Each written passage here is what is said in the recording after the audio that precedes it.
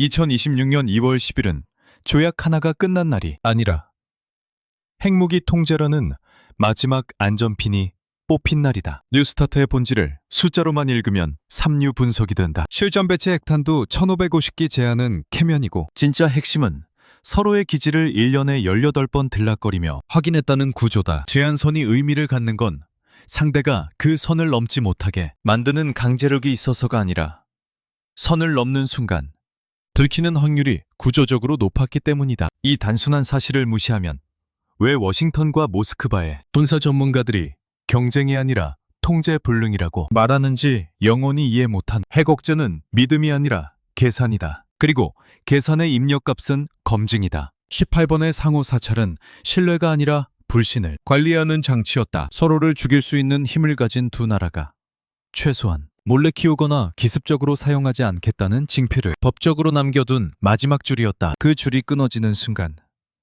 1550이라는 숫자는 장식품이 된다.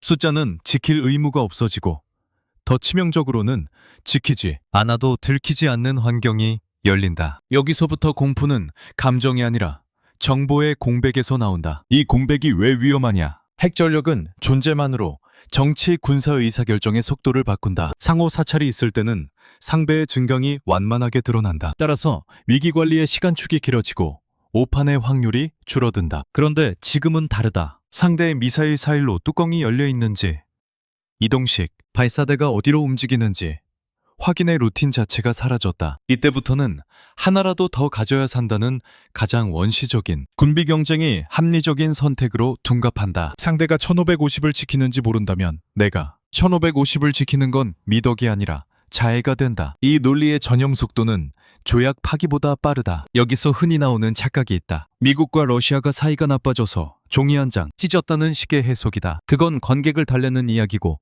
현실은 구조의 붕괴다. 조약은 법적 구속의 형태로 위기관리 루틴을 강제한다. 루틴이 있으면 군과 정보기관, 정치권이 최소한 같은 시계를 본다. 루틴이 사라지면 각자 최악을 가정하고 각자 달리기 시작한다. 이때부터 정책은 최악의 상상력이 아니라 최악의 오판으로 결정된다. CNN, BBC, 로이터가 종말 시계를 끌어오는 건 선정성이 아니라 대중에게 설명 가능한 언어가 그 정도밖에 없어서다. 내부에서는 더 차갑다. 확인할 수 없는 상대는 곧 증강 중인 상대로 처리된다. 미국과 러시아가 서로를 비난하는 장면은 솔직히 중요하지 않다. 러시아는 미국의 위선을 말하고 미국은 러시아의 무책임을 말한다. 말싸움은 항상 쉽다. 문제는 그 말싸움이 끝나는 순간부터 대체제가 없다는 데 있다. 후속 대책 없이 사라진 조약은 빈자리가 아니라 규칙 없는 장이다. 그리고 규칙 없는 장에서 이득을 보는 쪽은 언제나 규칙을 싫어하던 행위자다. 동북아에서 그 행위자는 누구냐? 질문 자체가 모욕이다. 북한이다. 이제부터 비확산이라는 말은 구호로 남는다. 과거에는 최소한 강대국도 줄이고 있는데 너희는 왜 만드냐?는 논리적 칼이 있었다. 그런데 세계에서 핵무기를 가장 많이 가진 두 나라가 대놓고 약속을 깼다. 이런 환경에서 북한이 미국도 러시아도 안 지키는 약속을 우리가 왜 지키냐고 말하면 그건 선전이 아니라 관찰 가능한 사실을 재료로 한 주장이다. 국제사회가 북한을 꾸짖는 언어가 약해지는 게 아니라 그 언어의 비용이 올라간다. 꾸짖는 쪽이 스스로의 위선을 더 크게 감당해야 하니까. 북한은 이런 틈을 먹고 산다. 김정은 체제가 이 상황을 선물로 보는 이유는 단순하다. 책임을 덜고 명분을 더 얻는다. 그리고 한국은 여기서부터가 진짜다. 뉴스타트 붕괴의 1차 충격은 미러의 수치 변화가 아니다. 2차 충격은 중국의 목표치다. 중국은 2030년까지 핵탄두를 1000기 이상으로 늘리겠다고 공언한 이 문장을 정치적 수사로 가볍게 넘기는 순간 한국의 위기관리 창구는 마비된다. 왜냐하면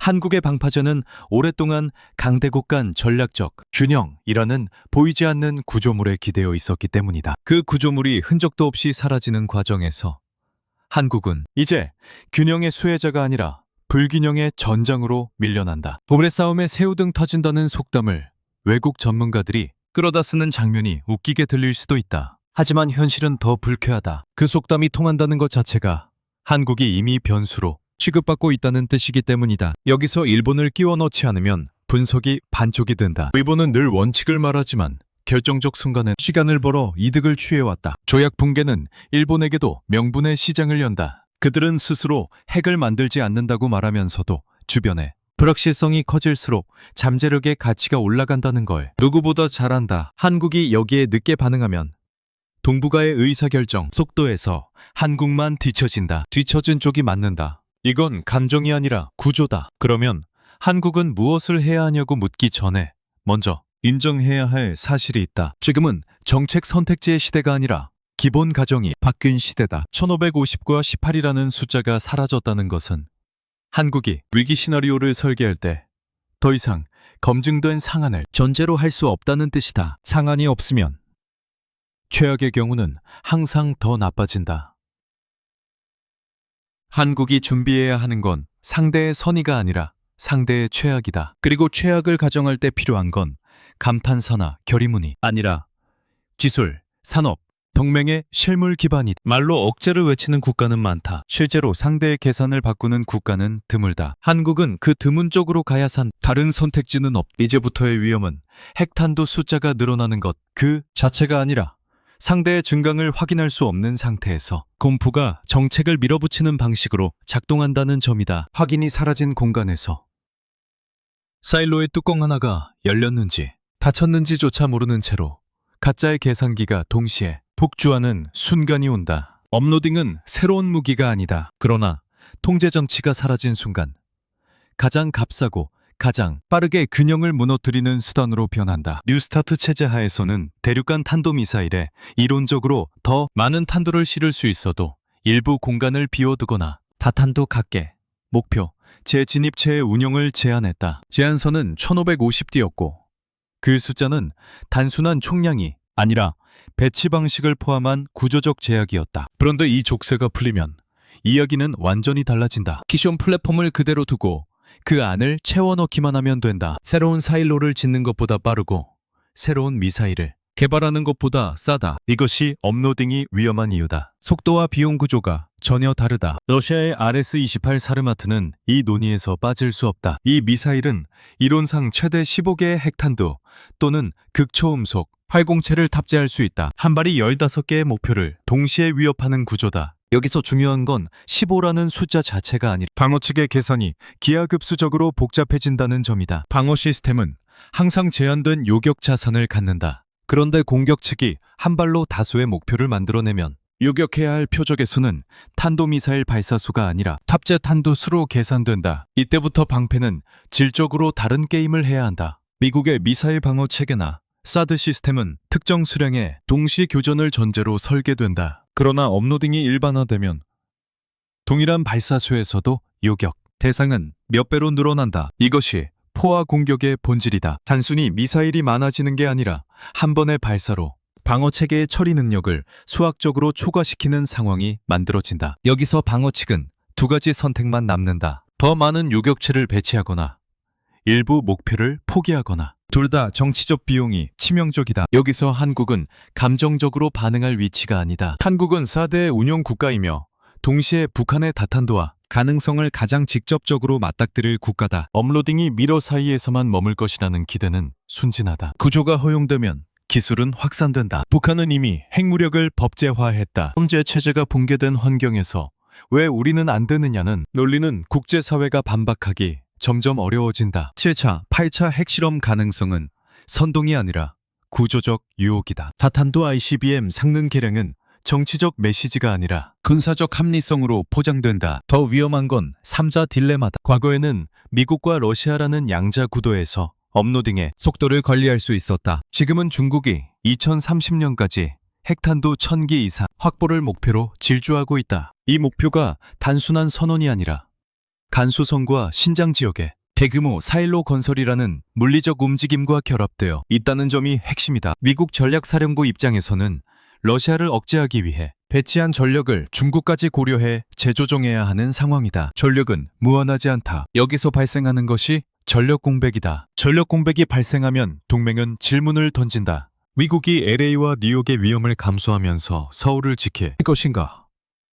이 디커플링 우려는 정치적 수사가 아니라 군사공학적 문제다. 요격 자산과 전략 자산이 분산되는 상황에서 미국은 동시에 두 전선을 완벽히 방어할 수 없다. 이때 동맹은 스스로의 생존 구조를 재설계해야 한다. 일본은 이미 이 질문을 던지고 있다. 중국을 견제한다는 명분 아래 자위대의 역할을 확장하고 장거리 타격 능력을 논의한다. 일본은 말은 신중하지만 속도는 빠르다. 한국이 여기서 머뭇거리면 전략적 환경은 남이 설계한다. 업로딩은 단순한 기술 문제가 아니다. 그것은 의사결정 속도의 문제다. 상대가 몇 개의 탄도를 실었는지 모르는 상태에서 우리는 어느 수준의 대비를 해야 하는, 보수적으로 잡으면 비용이 폭증하고 낙관적으로 잡으면 억제력이 약화된다. 이 딜레마는 죄악이 살아있을 때보다 훨씬 거칠다. 검증이 사라진 환경에서 최악을 가정하는 쪽이 합리적 보이기 때문이다. 중국은 이 틈을 정확히 읽는다. 그들은 공개적으로 목표 수치를 제시하면서도 세부 운용 방식에 대해서는 침묵한다. 불확실성은 전략 자산이다. 미국과 러시아가 업로딩을 본격화하면 중국은 자신들의 증강을 균형 회복으로 정당화할 수 있다. 이때 한국은 새 강대국의 계산기 안에서 변수로만 존재할 위험이 있다. 한반도는 전략자산의 집결지이자 시험장이 된다. 러시아는 극동 지역에 핵전력을 전진 배치할 가능성을 열어두고 미국은 전략자산을 한반도 주변으로 순환 배치한다. 밀집도가 높아질수록 사고 확률은 통계적으로 올라간다. 여기서 중요한 건 공포를 소비하지 않는 것이다. 한국은 피해자 프레임에 갇히면 안 된다. 업로딩이 확산될수록 전통적인 숫자 중심 억제는 한계를 드러낸다. 방어 체계는 결국 포화에 직면한다. 이 지점에서 게임의 규칙을 바꾸는 쪽이 살아남는다. 숫자 경쟁에서 이길 수 없다면 구조를 바꿔야 한다. 상대의 계산식을 다시 쓰게 만들어야 한다. 그 계산식에 들어가는 변수는 핵탄도 개수만이 아니다. 기술,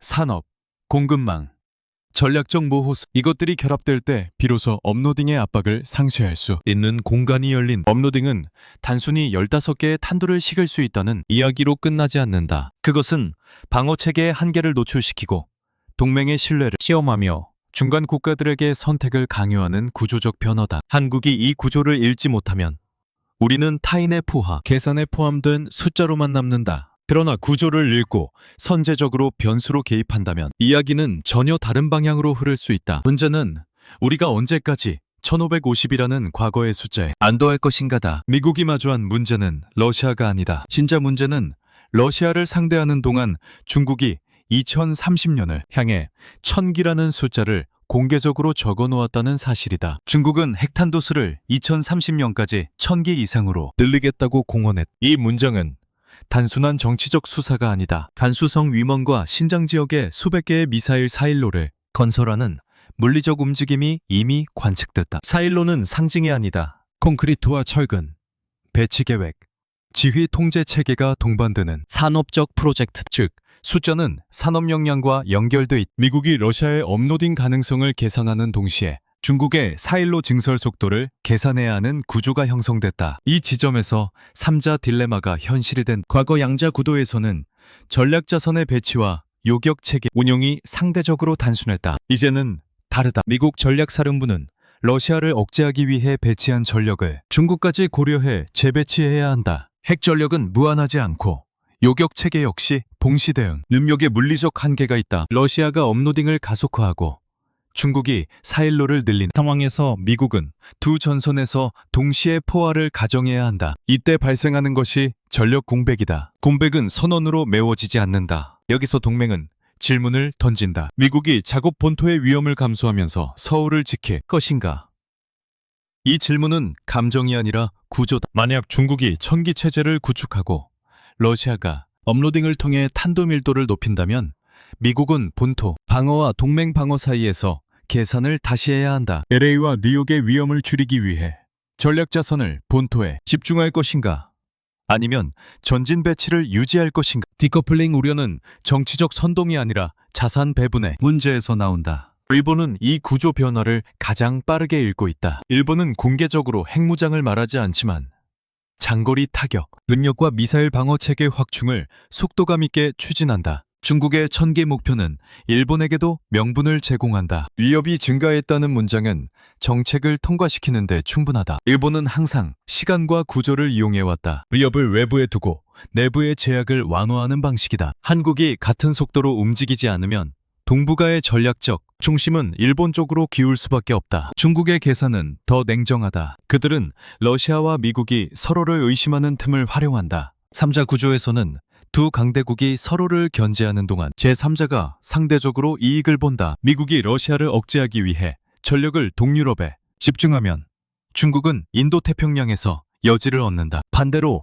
미국이 중국을 견제하기 위해 전력을 서태평양에 집중하면 러시아는 극동 지역에서 존재감을 높일 수 있다. 이 구조에서 한반도는 교차점이다. 전략 자산의 이동 경로가 겹치는 공간이다. 러시아의 극동 전력 전진 배치 가능성도 무시할 수 없다. 뉴스타트 체제가 유지될 때는 최소한 배치와 증강이 일정한 범위 안에서 관리됐다. 이제는 상한선이 사라졌다. 극동 지역의 핵전력 밀도가 높아지면 한반도 주변의 전략 환경은 훨씬 불안정해진다. 미국은 이에 대응해 전략 자산을 한반도 주변으로 전개할 가능성이 높다. 전략 자산이 몰리면 억제력은 강화되는 듯 보이지만 동시에 충돌 위험도 증가한다. 밀집도는 사고 확률과 직결된다. 이 모든 계산 속에서 중국의 천기 목표는 단순한 숫자가 아니다. 그것은 미국의 확장 억제 공약을 시험하는 기준선이다. 미국이 러시아와 중국을 동시에 억제하려면 동맹에 대한 약속을 유지하면서도 본토 방어를 강화해야 한다. 자산은 한정돼 있고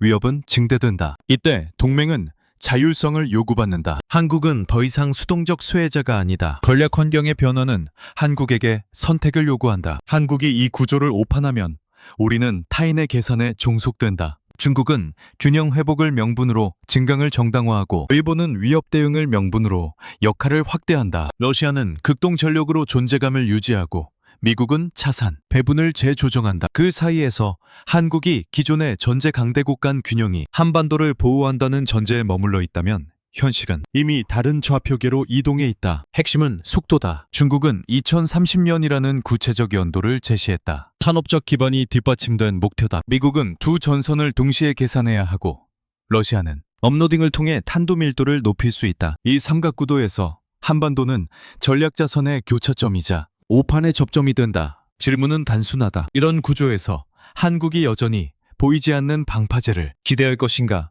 아니면 스스로 방파제가 될 것인가? 핵전력의 숫자가 불확실해진 순간 전장의 승패를 가르는 것은 더 이상 탄두개 수가 아니라 눈의 성능이다. KF-21이 독자 개발이라는 이름으로 날아올랐을 때 많은 이들이 플랫폼에 주목했다. 그러나 전투기는 껍데기가 아니다. 전장을 지배하는 것은 센서다. 특히 AESA 레이더의 핵심은 소프트웨어가 아니라 RF, 반도체 소자다. 여기서 냉혹한 현실이 드러난다. 우리가 초기 개발 단계에서 확보할 수 있었던 소자는 유럽 UMS가 제공한 15W급이었다. 숫자는 작아 보이지만 이 15W가 곧 물리적 한계선이었다. 출력은 탐지거리와 직결된다. 동일한 배열 구조에서 개별 소자의 출력이 15W에 묶이면 전체 방사 에너지를 높이기 위해 더 많은 소자를 촘촘히 배치해야 한다. 이는 레이더의 무게를 증가시키고 발열을 키우며 냉각 구조를 복잡하게 만든다. 전투기에서 무게와 열은 단순한 기술 문제가 아니다. 항속거리, 기동성, 유지비용과 연결된다. 즉, 15W는 단순한 숫자가 아니라 전투기 전체 성능을 제한하는 족쇄였다. 반면 프랑스, 독일, 미국은 자국 전투기에 30W, 40W급 고출력 소자를 장착한다. 같은 배열수라면 방사 에너지는 2배 이상 차이가 난다. 이는 탐지거리의 차이로 이어지고 탐지거리는 곧 선제권이다. 먼저 보고 먼저 쏘는 쪽이 이긴다. 우리가 아무리 소프트웨어를 정교하게 다듬어도 하드웨어의 물리적 한계를 넘을 수는 없다. 15W 소자로는 수백 킬로미터급 판지를 전제로 설계된 교전, 개념을 그대로 구현하기 어렵다. 이 차이를 외면하면 자위적 낙관에 빠진다. 더 냉정한 문제는 수출 통제다. RFGAN 소자는 전략물자로 분류된다. 동맹이라 해도 잠재적 경쟁자가 될 수 있는 국가에는 최고 성능이 열리지 않는다. 돈을 더 준다고 해결되지 않는다. 이것이 국제정치의 본질이다. 겉으로는 협력을 말하지만 핵심 소자는 묶어둔다. 전투기를 만들어도 심장은 빌려 쏘는 구조를 유지하는 것이 강대국의 기본 전략이다. KF-21이 플랫폼 독립을 이뤘다 해도 센서 핵심이 외부 공급망에 묶여 있다면 유사시 부품 공급이 끊기는 순간 그 기체는 값비싼 고철이 된다. 우크라이나 전쟁 이후 글로벌 반도체 수급이 흔들렸다는 사실은 이 의존 구조의 취약성을 더 노골적으로 드러냈다. 자국 우선주의가 강화되는 상황에서 군사용 반도체는 가장 먼저 풍제 대상이 된다. 동맹이라는 단어는 평시에는 부드럽지만 위기 시에는 대역 조건이 된다. 한국이 이 구조를 직시하지 않으면 우리는 성능 한계뿐 아니라 공급 중단이라는 이중 리스크에 노출된다. 일본은 이 지점에서 이미 다른 선택을 했다. 일본은 스미토모 등 자국 기업을 통해 SIC 기반 전력 RF 소자 기술을 축적해왔다. 공개적으로 과시하지 않지만 소재 단계에서의 자립은 장기적 경쟁력을 보장한다. 반면 한국은 오랫동안 시스템 통합 능력에 집중하면서 소재와 웨이퍼 단계에서는 서방 공급망에 의존했다. 이 차이는 평시에는 보이지 않지만 위기 시에는 결정적이다. 센서 기술의 핵심 소재가 외부에 묶여 있으면 전략적 자율성은 선언에 머문다. 문제는 단순히 15W와 30W의 차이가 아니다. 출력이 낮을수록 원하는 성능을 내기 위해 소자수를 늘려야 하고, 이는 배열 밀도를 높이며 발열과 전력, 소모를 키운다. 전투기 설계는 한계의 예술이다. 무게, 전력, 냉각, 공간은 모두 제한돼 있다. 수천 개의 저출력 소자를 억지로 밀어넣는 구조는 기체 전체 설계를 왜곡한다. 반면 고출력 소자를 쓰면 같은 성능을 더 적은 모듈로 구현할 수 있다. 이는 곧 설계 자유도와 업그레이드 여지를 의미한다. KF-21 블록 3, 블록 4에서 스텔스의 성능 강화와 탐지거리 확대를 계획한다면 15W의 족쇄는 구조적으로 제고돼야 한다. 여기서 중국을 빼놓을 수 없. 중국은 자체 GaN-SiC 기술을 빠르게 축적하고 있다. J20의 레이더 성능이 어느 수준인지 정확히 공개되진 않지만 중국이 소재 단계에서의 독립을 추구한다는 방향성은 분명하다. 일본은 소재, 미국은 설계와 장비, 유럽은 RF 시장, 지배력을 유지한다. 이 구도에서 한국이 15W에 묶여 있다면 우리는 늘 조금 모자란 성능으로 남는다. 동맹은 성능을 보장하지 않는다. 보장되는 것은 자국 이익뿐이다. 따라서 KF-21의 진짜 전장은 하늘이 아니라 웨이퍼 위다. 고출력 RF 소자를 자체 설계, 생산하지 못하면 플랫폼 독립은 반쪽이다. 15W는 단순한 기술 제약이 아니라 구조적 종속의 상징이다. 이 족쇄를 끊지 못하면 한국은 늘 동맹의 허용 범위 안에서만 날 수 있다. 15W의 족쇄를 끊는다는 말은 선언으로 끝나지 않는다. 그것은 소재 단계에서 서방 카르텔이 장악해온 금지 구역으로 직접 들어간다는 뜻이다. GaN-on-SiC는 단순한 반도체가 아니다. 고전압, 고온, 고출력을 동시에 견뎌야 하는 군사용 RF의 핵심 소재다. 실리콘 기반 소재와는 물리적 특성부터 다르다. 전자 이동 속도, 열 전도율, 전력 밀도 모두가 전투기, 레이더와 미사일, 시커 같은 고출력 환경을 전제로 설계된다. 이 영역은 오랫동안 미국의 울프스피드, 일본의 스미타모 같은 극소수 기업이 양산 능력을 확보한 상태로 유지되어 왔다. 기술 난이도 때문이기도 하지만 더 본질적으로는 전략적 통제 때문이다. 왜 이 시장이 봉인돼 있었는가? 개인을 CC웨이터 위에 안정적으로 성장시키는 공정은 수십 년 축적된 노하우를 요구한다. 결합 밀도를 낮추고 고주파 특성을 유지하면서 대구경, 웨이퍼에서 수율을 확보하는 것은 연구실 수준과 완전히 다른 문제다. 군사용은 더욱 까다롭다. 고출력에서의 열 관리, 장기 신뢰성, 전자기 간섭, 억제까지 동시에 해결해야 한다. 따라서 양산이라는 단어가 붙는 순간 진입 장벽은 산업적 차원으로 올라간다. 이 장벽이 곧 카르텔이다. 서방은 복명을 말하면서도 이 영역만큼은 쉽게 열지 않았다. 이유는 단순하다. RF 고출력 소자는 레이더, 전자전, 미사일 유도 체계의 핵심이다. 이 소자가 풀리는 순간 플랫폼 성능의 상한선이 무너진다. 따라서 수출 통제는 기술 보호라는 명분을 넘어 군사적 우위를 유지하기 위한 구조적 장치다. 한국이 15W에 묶여 있었던 이유도 여기에 있다. 최고 성능은 열리지 않는다. 허용된 범위 안에서만 협력한다. 이것이 냉혹한 동맹의 현실이다. 중국은 이 구조를 오래전부터 인식하고 있었다. 그래서 소재 단계부터 독립을 추진했다. 일본은 원천 소재 기술을 바탕으로 조용히 경쟁력을 유지한다. 미국은 설계와 장비, 그리고 자국 산업을 중심으로 생태계를 굳힌다. 유럽은 RF 시장에서 영향력을 행사한다. 이 다층적 구조 속에서 한국은 시스템 통합과 제조, 역량에서는 강했지만 GaN-on-SiC 같은 핵심 소재에서는 종속적 위치에 머물렀다. 이는 단순한 기술 격차가 아니라 전략적 취약점이다. 이 취약점이 위험한 이유는 단순하다. 고출력 소자가 외부에 묶여 있으면 레이더 성능 개선은 항상 타인의 승인에 달려있다. KF-21 블록 3, 블록 4에서 탐지거리 확대와 스텔스 대응 능력 강화를 계획해도 소재 공급이 막히면 계획은 종이에 남는다. 미사일 시커 역시 마찬가지다. KU-밴드 12GHz부터 18GHz까지 대역에서 고출력 고해상도를 구현하려면 소자 단계에서 물리적 한계를 돌파해야 한다. 이 한계를 타인이 정한다면 우리는 영원히 추격자다. 그래서 GAN-on-SIC는 단순한 기술 도전이 아니라 통제 체계를 깨는 시도다. 설계만이 아니라 웨이퍼, 공정, 패키징까지 통합하지 않으면 의미가 없다. 일부를 외부에 의존하면 가장 민감한 부분에서 다시 제약이 걸린다.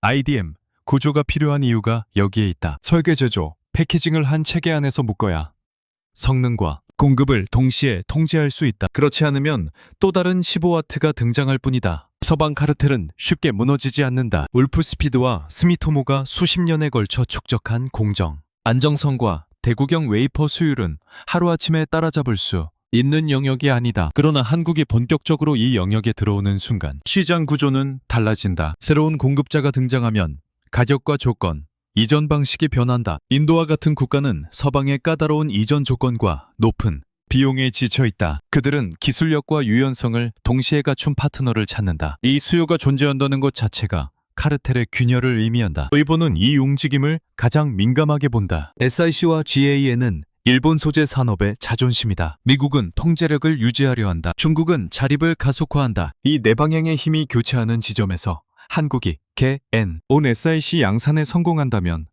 우리는 단순한 수입, 대체가 아니라 구조 변화를 일으키는 변수가 된다. 문제는 선언이 아니라 공정 안정화와 수율이다. 실험실 성과는 기사거리가 되지만 양산 라인은 전략이 된다. 소재 독립이 선언으로 끝나지 않으려면 공장은 구호가 아니라 생산량으로 증명해야 한다. 충남 천안에 건설 중인 웨이비스 생산기지는 그 점에서 단순한 신공장이 아니다. 2027년 완공을 목표로 하는 이 시설은 설계, 직접 제조, 패키징을 한 번에 수행하는 IDM 구조를 지향한다. 군사용 GAN-on-SIC를 다루는 공정을 외부 파운드리에 위탁하지 않고 내부에서 통합 관리한다는 의미다. 이것은 기술 자립의 형태가 아니라 공급망 통제의 형태다. 설계만 독립하고 제조를 외부에 맡기면 가장 중요한 공정, 조건과 수율 데이터는 남의 손에 남는다. IDM은 그 고리를 끊는다. 이 공장에서 다루는 주파수 대역은 상징적이다. 전투기 AES-A 레이더의 핵심인 X밴드 8에서 12GHz 대역은 기본이고 미사일 시커에 필수적인 KU-밴드 12GHz부터 18GHz까지 대역 고출력 소자까지 양산 라인업에 포함된다. KU-밴드는 난이도가 다르다. 주파수가 올라갈수록 소자 설계와 공정의 허용 오차는 급격히 좁아진다. 열 관리와 신뢰성 문제가 동시에 커진다. 실험실에서 작동하는 칩을 만드는 것과 수백 수천 장의 웨이퍼에서 안정적으로 동일 특성을 뽑아내는 것은 전혀 다른 차원의 과제다. 웨이비스가 대량 생산 준비 완료 단계에 들어갔다는 점이 중요한 이유가 여기에 있다. X밴드와 KU-밴드를 동시에 잡는다는 것은 KF-21의 눈과 미사일의 눈을 한 체계 안에서 설계할 수 있다는 뜻이다. 과거에는 15W급 수입 소자를 수천 개 촘촘히 배열해 원하는 출력을 겨우 맞췄다. 그 결과 무게와 발열, 전력 소모가 기체 설계를 갉아먹었다. 이제 고출력 소자를 자체 설계 제조하면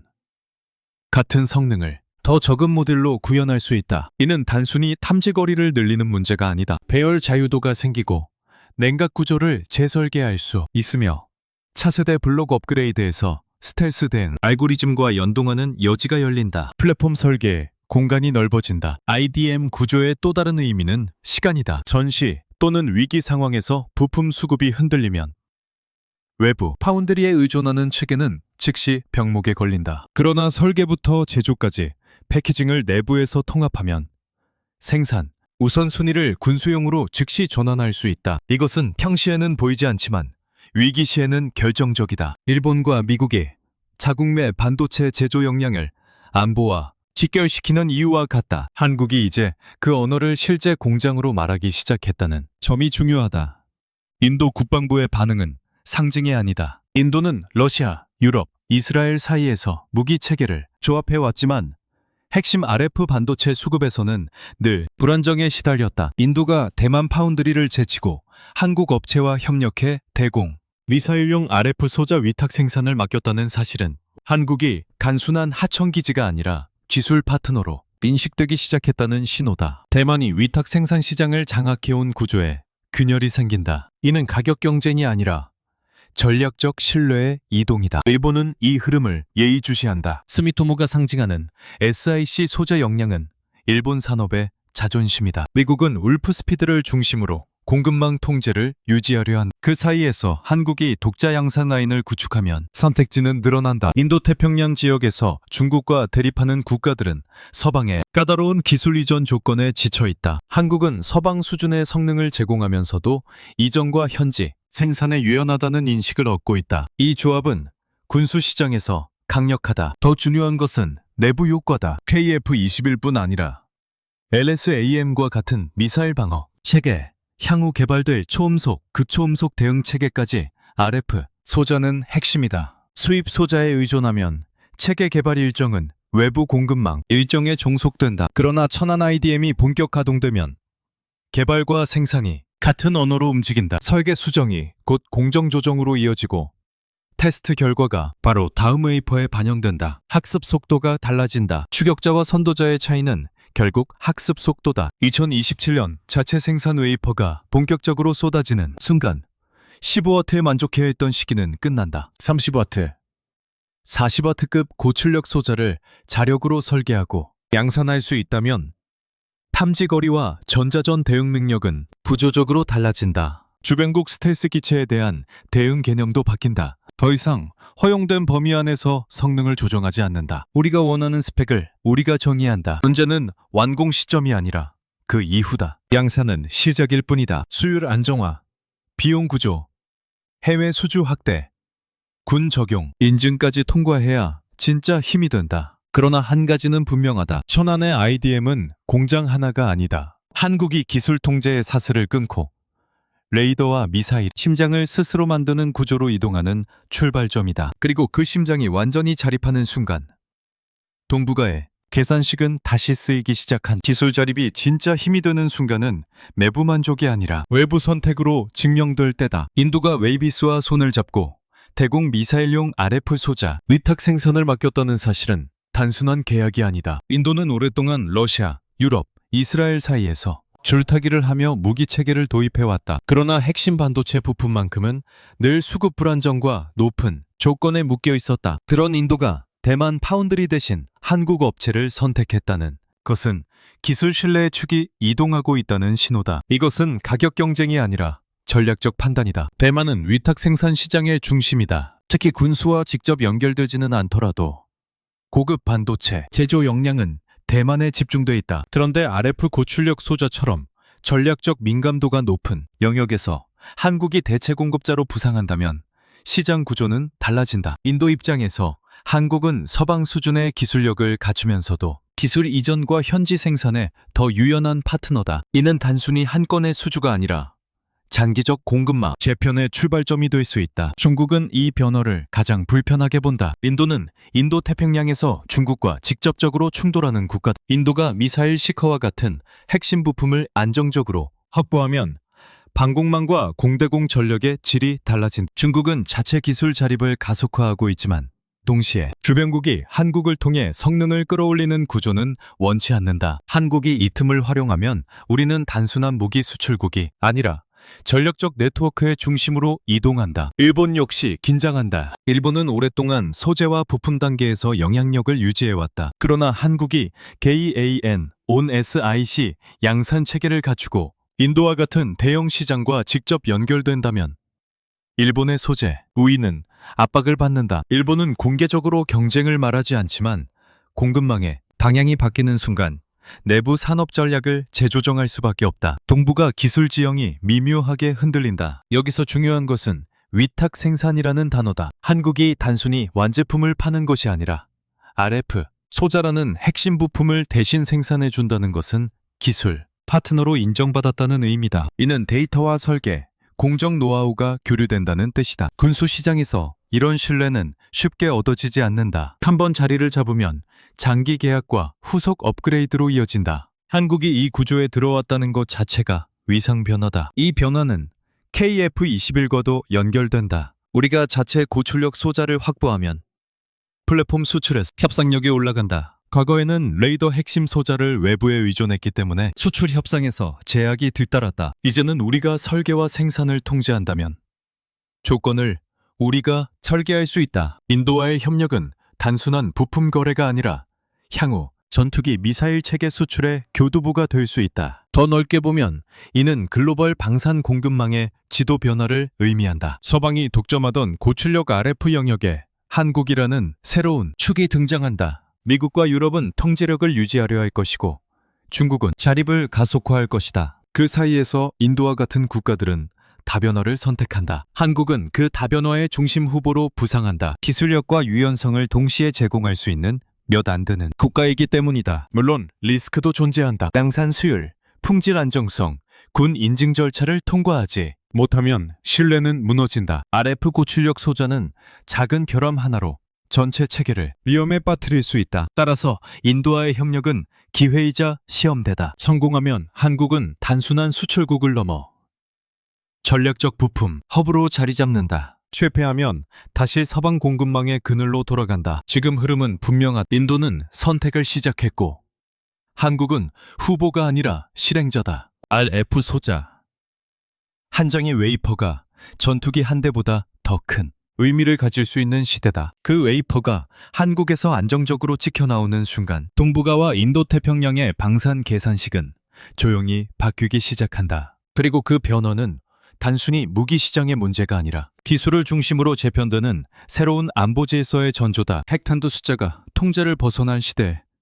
진짜 억제력은 폭발력이 아니라 멈출 수 없는 연결성에서 나온다. 삼성전자와 SK하이닉스가 멈추는 순간 구글, 애플, 엔비디아를 포함한 글로벌 IT 생태계가 즉각적으로 타격을 받는다. 이는 과장이 아니다. 메모리 반도체는 대체제가 거의 없는 구조. TSMC가 파운드리에서 압도적 위치를 차지하듯 메모리 영역에서는 한국이 사실상 핵심 축이. 평택과 용인에 형성된 반도체 클러스터는 단순한 산업 단지가 아니라 글로벌 경제의 인프라다. 이 인프라가 공격받는다는 것은 특정 국가의 문제가 아니라 서방 경제 시스템의 마비를 의미한다. 이 지점에서 실리콘 실드가 등장한다. 대만이 TSMC를 통해 국가 안보의 지렛대를 확보했듯 한국은 메모리와 첨단 공정 역량을 통해 자동 개입 구조를 만든다. 미국이 자국 기업과 경제 시스템의 생존을 위해서라도 한반도 방어에 관여할 수밖에 없는 구조다. 이는 조역에 적힌 문장이 아니라 시장과 공급망이 감지하는 현실이. 확장 억제의 신뢰가 흔들리는 상황에서도 반도체 공급망은 실질적 억제력으로 작동한다. 중국은 이 구조를 누구보다 잘한다. 그래서 반도체 자립을 국가 전략으로 밀어붙인다. 그러나 메모리 분야에서 단기간에 한국을 대체하기는 쉽지 않다. 기술 격차, 수율, 장비 의존도 등 복합적 요인이 얽혀있다. 중국이 자립을 가속화할수록 한국의 위치는 더 전략적이 된다. 동시에 중국은 공급망 압박을 통해 한국을 흔들려 할 것이다. 기술과 안보가 결합된 공간에서는 경제적 압박이 곧 전략적 도구가 된다. 일본은 다른 방식으로 접근한다. 소재와 장비 영역에서 영향력을 유지하며 공급망에 관문을 쥔다. 그러나 메모리와 첨단 생산 능력에서 한국이 차지하는 비중은 일본이 쉽게 대체할 수 없다. 미국 역시 반도체 제조 역량을 자국으로 끌어들이려 하지만 단기간에 한국 수준의 생산 규모와 품질을 구현하기는 어렵다. 이 간극이 한국의 지렛대다. 뉴스타트 붕괴 이후 전통적 핵억제의 신뢰는 약해졌다. 그러나 반도체 공급망은 오히려 더 촘촘해졌다. 글로벌 기업들은 한국 공장에 의존한다. 데이터 센터, 인공지능, 자율주행, 통신 인프라까지 메모리 없이는 돌아가지 않는다. 한반도가 공격받는 순간 글로벌 자본은 자동으로 반응한다.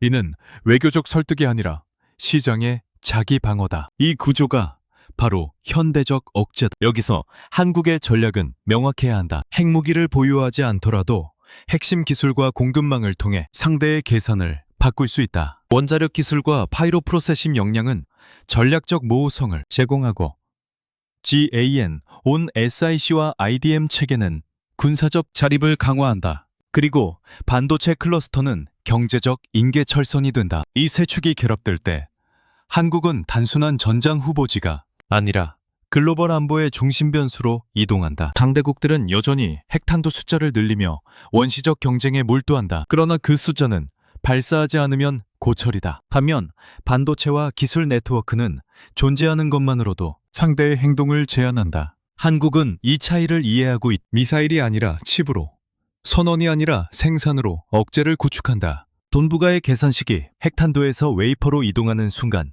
한국은 더 이상 변방이 아니다. 그 중심에서 세계 경제와 안보를 동시에 지탱하는 구조적 축으로 자리한다.